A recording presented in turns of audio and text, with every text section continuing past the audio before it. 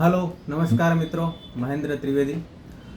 ફાઇનાન્સના અમુક રૂલ્સ હોય છે એ જે હું તમને સમજાવવા માગું છું કે આપણું જે કંઈ ઇન્કમ છે તો એને આપણે કઈ રીતે યુઝ કરવાની, બરાબર. તો ફાઇનાન્સમાં છે ને એક 50-30-20નો રૂલ્સ છે. એટલે કે આપણી જે ટોટલ ઇન્કમ છે મંથલી ઇયરલી જે કેલ્ક્યુલેટ કરીએ તે પ્રમાણે, તો આપણું જે કંઈ મંથલી ઇન્કમ હોય કે ઇયરલી ઇન્કમ જે આપણે રીતે જે આપણને યોગ્ય કેલ્ક્યુલેશન લાગતું હોય તો એ પ્રમાણે જો આપણે ગણતરી કરીએ તો એમાં એવું છે કે 50% જે રકમ છે આપણી જે ઇન્કમની એ આપણા રોજિંદા ખર્ચમાં આપણે વાપરી શકીએ. એટલે કે ભાઈ રહેવું, જમવું, ભાડાની રકમ કે જે કાંઈ બીજો ખર્ચો જે કમ્પલસરી ખર્ચો છે, બરાબર છે, એજ્યુકેશન ફીસ, બરાબર, એ બધું જ આપણે 50%માં પૂરું કરવાનું હોય છે.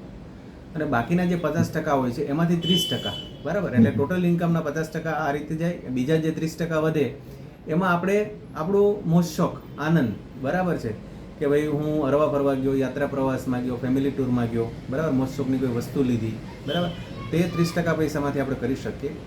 અને જે બાકીના 20% જે વધે, બરાબર, 50 રોજિંદા ખર્ચા માટે, 30% છે એ આપણા મોજ શોખ માટે, અને 20% જે બાકીના વધે એમાં આપણે આપણા ભવિષ્યના ગોલ નક્કી કરવાના હોય છે. જેમ કે આપણા ભવિષ્યમાં આવતા ખર્ચાઓ આપણને ખબર જ હોય છે કે બાળકનું એજ્યુકેશન આવવાનું છે, બાળક એટલા વર્ષ પછી 10મા ધોરણમાં આવશે, બાળક 12મા ધોરણમાં આવશે, 2 બાળકો છે તો એ પ્રમાણે પ્લાનિંગ, બંને બેરેમાં બાળકોના મેરેજ, બેબી હોય તો વધારે મેરેજનો ખર્ચો, તો એ બધું ફિક્સ છે કે ભાઈ એટલા વર્ષ પછી આ છે જ તે.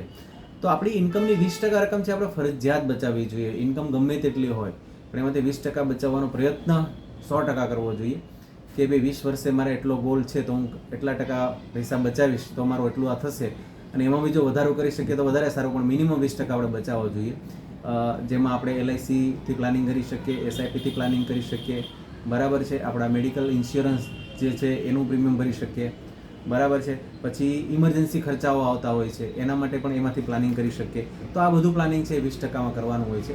અને ઉપરના 50 અને 30%માં આપણી જરૂરિયાત મુજબ આપણે જો બચાવી શકતા હોય તો એમાં પણ તેથી પણ બચાવીને, કારણ કે દરેકની જરૂરિયાત રહેણી કહેણી અલગ અલગ, કોઈને ઘરનું ઘર હોય છે, કોઈને નથી હોતું, તો જે કાંઈ બચત થાય છે એ 50 અને 30%માંથી એ પણ આપણે સેવિંગ માટે મૂકી રાખવી જોઈએ. તો આ એક 50-30-20નો જે રેશિયો છે એ દરેકે મેન્ટેન રાખવો જોઈએ. એટલીસ્ટ એટલું કરો કે ભાઈ તમારો જે ખર્ચ છે એ 50%થી વધવા ન દો. ઘરનો ખર્ચ, મોજ શોખનો ખર્ચ છે એ બધો 20%-30%થી વધવો ન જોઈએ. અને બાકીના 20% એ કમ્પલસરી બચાવો. અને ઉપરના 50 અને 30માંથી જે કાંઈ વધે છે એ પણ તમે એ બચતમાં યુઝ કરો તો તમારા જીવનમાં ક્યારેય પણ વાંધો નહીં આવે, આવું હું માનું છું.